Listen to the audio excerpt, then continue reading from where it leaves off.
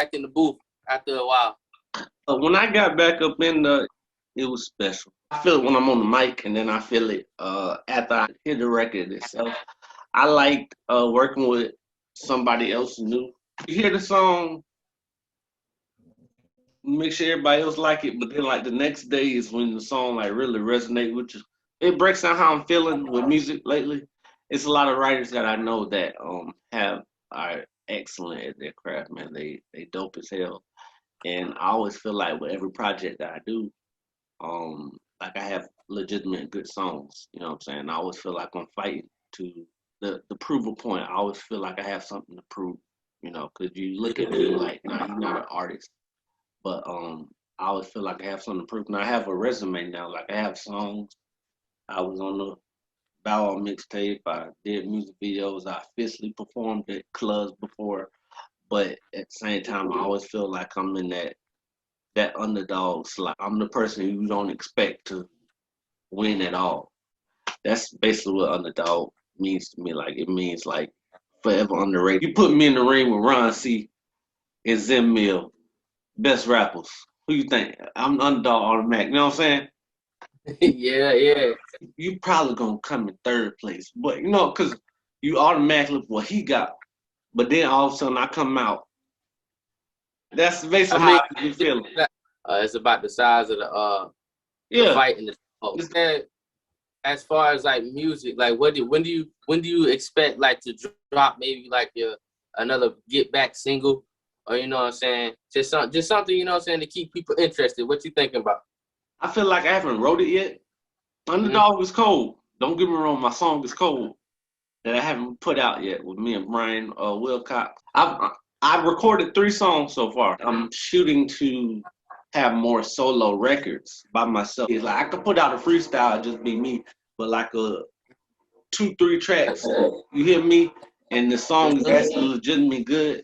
That's when I'm gonna know I'm ready. When I got enough ammunition, I'm in the planning process. As I heard you mention Ron C. How you liking the growth, you know what I'm saying, in him as recently? You know what I'm saying? As far as like becoming like, you know what I'm saying, what they say, like the getting on the radio at this point. You notice I always say like Epic Sound and that shit. That's a group. I made the group, Micah. So when you got a team that's everybody's putting in something, that shit motivates you. To piggyback off that shit, dog, because on some real shit, that shit really should motivate you. You know what I'm saying? It would be a bad thing for, like you say, you intimidated, but you would take it. I hope you take it as a challenge too. Like, yeah, fuck that. Like, you ain't gonna, you know what I'm saying? Yeah. But it's good. It's a good thing that you know, we in each other corner. You know what I'm saying? Because you got, I mean, some people be having people around them that, you know, they see them putting shit out, doing whatever, doing their thing, and what they doing on the side, hating. Yeah, they hating, low key, like hating on. So long as it ain't no hate, no, you know what I'm saying? Long as you letting that shit motivate your shit, that's good, bro. I love this team. Yeah. This is a group of motivated individuals, bro. It can be, you know what? It is intimidating. It would be bad if it's not intimidating, because that means he probably trash. So you know, if it wasn't intimidating, he probably trash. And some people don't get intimidated about other rappers because, you know, I guess they feel like their skills is, you know, comparable. But, you know, what, you not confident? Oh, be real now. I always just feel like with every project, I just got something to prove. I want to show that I'm just not the radio single person. I can actually make legitimate songs. Most Slept On was more with lyrical bound.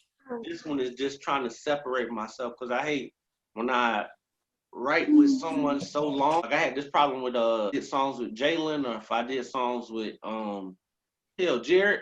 If I do songs too long with somebody, they're like, that's not true. Don't throw me in that, cause it's not, bruh. It's not you. It's not you. But this what people say, and I just brush it off, and then I'm like, bruh. When I put that project out with Jared, right? Everybody liked it, but I had people that be like, is it just Jared? Like, is Jared the real? Like, yeah, family, friends. Like, it was like, is Jared, like, how come it's your project, but Jared all on the shit? You know what I'm saying? Simple stuff like that. That's when I put out Apply Pressure. like I put it out. Jared was on a couple songs, but he wasn't on the whole thing. You're trying to balance it out. I'm a writer. Jared can write. If I'll say it on the podcast. Jared wrote. Damn, which song he wrote? If I remember right, Breaking Limits we wrote together. Jared came up with the melody. He started humming something. I added words to his humming. That's how Breaking Limits was written. Level Up. I wrote Level Up. I told him to write a verse, but he didn't know the hook. Me and Jared bounce off each other energy, but we got like musical wise, we sync a lot. And I hope you remember some of this of what I told you is that when you're on a project with like Ron C, or even when y'all going into the studio and y'all want to like put down verses, I say this to you. I'll be like, and I'm truly honest, so I hope you like don't look at me fucked up for this. Ron C is really in his real bag right now, and he's putting it out, and lyrically he's really really tight. He's almost onto that next level stage where he can just push himself to that stage where him and Z-Mill can literally go back and forth on the song.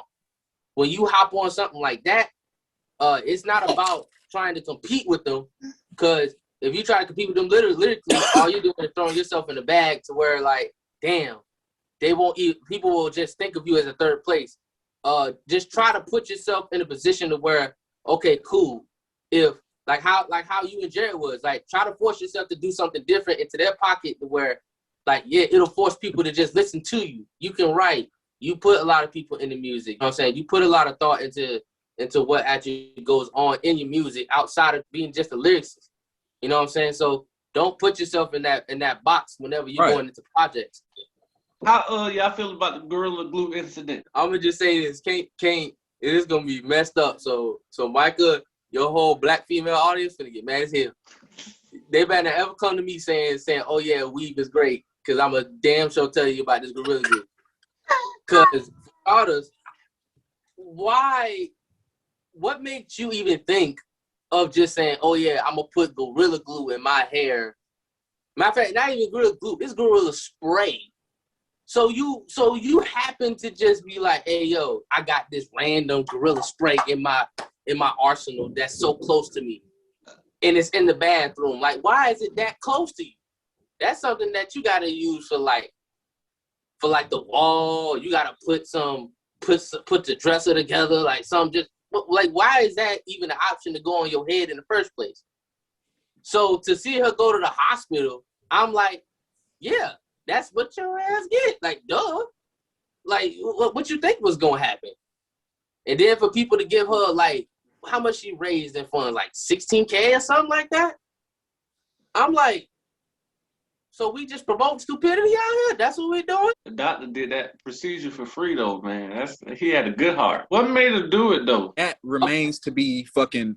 I guess she is... Because, females use glue to, glue tracks in their head and stuff like that. Yeah. So I guess she assumed that Gorilla Glue or spray, whatever the fuck she used, was going, I don't know, go pull it down, flick her hair down the way she needed, and was going boom, do that for the moment, but it was going, I don't know, wear off. But bitch, it's super glue. I seen that shit. I was like, bro, if somebody came to me saying that, oh yeah, I put Gorilla Glue on my head, I call him a stupid ass motherfucker. I'm exactly like that, bro. No way, bro. And then for people to be coming to her defense, like, no, it only says skin and eyes. Keep out of your skin and eyes. It does not say anything about hair. Bitch, what? I do commend, black people for coming to her defense, okay, yeah, I'm rooting for everybody black too. Yes, but that's just stupidity, bro. That's just plain out stupidity. That spray Gorilla Glue was holding everything down. I'm talking about from kitchen to damn near the front table. It held everything down. What do you expect? It's fucking super glue. Emphasis on the super. Nigga, gorillas are strong. That's why they call it Gorilla Glue. Bitch. All y'all saw the Super Bowl, right? Do y'all think Patrick Mahomes ruined his legacy so far? No way. Nah. He young. Man, he gonna be back. the plays that he actually made was superb. Yo, he had the talent. He's just gaining experience now. That's all it is. He's going to be back. If a bitch sit here and tell me that Patrick Mahomes ruined his legacy in that Super Bowl, they can kiss my black ass, bro. I mean, if you think about it, going into the biggest game of the year, you missing 3 of your starting offensive linemen. You already set up to fail, bro. You already set up to fail. So you missing 3 of your starting offensive linemen. It's 5 total now. You missing 3 of them. It's 5 total offensive linemen. The center, 2 guards, 2 tackles. You missing 3. Come on, bro. You set up to fail already. So you got that. Tampa was, bro. They defense. They defense, bro. If you look at their defense and look at their defense on paper, bro, their defense is amazing, especially that front 4. And that's who was on his ass the whole game, the front 4. You can't tell me that he ruined his legacy because, dog, it's just like it was set up. It was basically set up for him to fail, basically, bro. Tom Brady had that's to me one of the best teams I ever seen on paper. How y'all think Tom Brady's feeling right now? He ready to go win number 8. He wasn't even celebrating it. That's how used to winning he is, bro. He was while everybody was champagning, he was over there just straightening up his bag. Tom was packing up his shit. All right, we got practice tomorrow, coach. Oh, all right. We off season. Oh, that's right. That's right. We just played the Super Bowl. My bad. He did get lit at that party, though. I was just about to say that, cuz he showed his ass. Listen, man, he in Florida. People forget where we at. Brooklyn Nets. How y'all think they gonna do this year? Offensively, they're great on paper because any of them can go off a 30 at any point in time during the game. The issue is defense.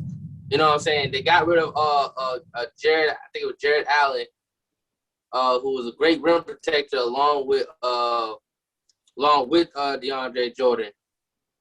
I mean, DeAndre's still there, but he's not as prolific in blocking shots and just being an intimidator as he would be if that man was still there. So I mean, they kind of lack on defense, but they only can make up for it on offense right now. Is it a bust if they don't go to the finals? Yes. Would I expect them not to go? Of course. They don't have enough defense, especially if you're going up against the Lakers. They're not only the Lakers aren't only getting better, they're getting stronger and deeper. My thing is, giving up Jared Allen, DeAndre Jordan old, bro. He older. You know, he, like you said, he not a shot really prolific rim protector. He's more of a lob, pick and roll lob, rebound guy. You know what I'm saying? They lost Taurean Prince too, which he was a lockdown defender. And they traded him away, so that was most of their defense right there. I'm with Combo. If they go, I wouldn't be surprised if they made it to the finals, but I also wouldn't be surprised if they didn't make it to the finals. I don't expect them to make it to the finals just because it's just, I don't know, man. It's just, things get a little tighter in the postseason.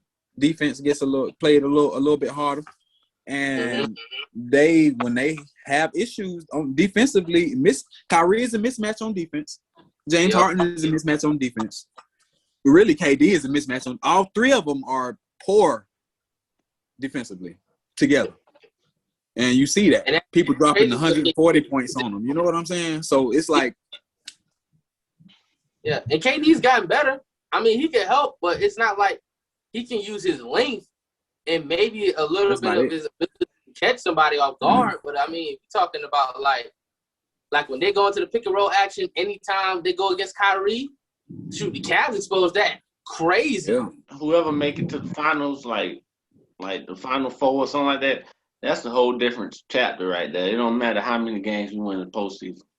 I learned that from last 10 seasons. Once you play a team 7 games, couple times, you start figuring them out. Think about it. You going and watching film on that, you studying them every move, bro. So, and they already play 82 games in the season, so you looking at every single one of their games. Come on, dog. What happened with T.I.? It was inviting people. Him and her was inviting people up to the hotel, and they were just making them do weird, strange sex acts. Supposedly they was in trafficking as well. I highly doubt that. It came out as them basically like inviting other people in their bedrooms. So the fuck what? Yeah. Boy, whenever celebrity news drop like this, boy, you got them ride or die that will try to defend them like a motherfucker. Yeah. Like they know them though. I didn't even think about it like that. I was just like, okay, well, if You more know? fish come out, they'll put it out there. But as of right now, they ain't got really too much on them. If it's a bunch of he said, she said, that don't matter in this day and age. Like, it honestly don't. We need the receipts, bro. Hell, they can lock somebody up with he said, she said. Like, it's if you get enough people to say it. Yeah, enough witnesses True. they can. But enough witnesses with no evidence, I don't know, bro. But they celebrities, bro. They got money. Yeah, that shit ain't. Yeah, a small thing to a giant. It's just, and at the end of the day, like you said, it's just he said, she said, dog.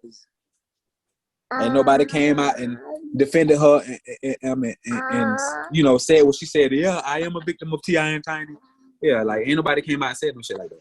Y'all know my favorite rapper is joining the WWE Wrestling Federation. I don't know what happened to him, man.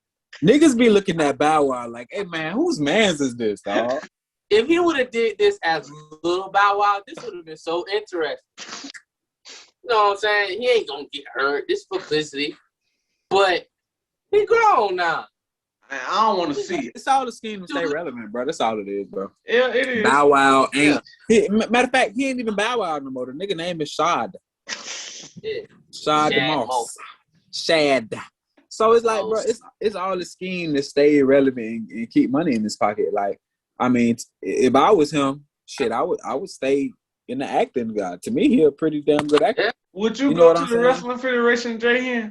Would I do it? I think I would, bro. I'll do it. I'll do that shit.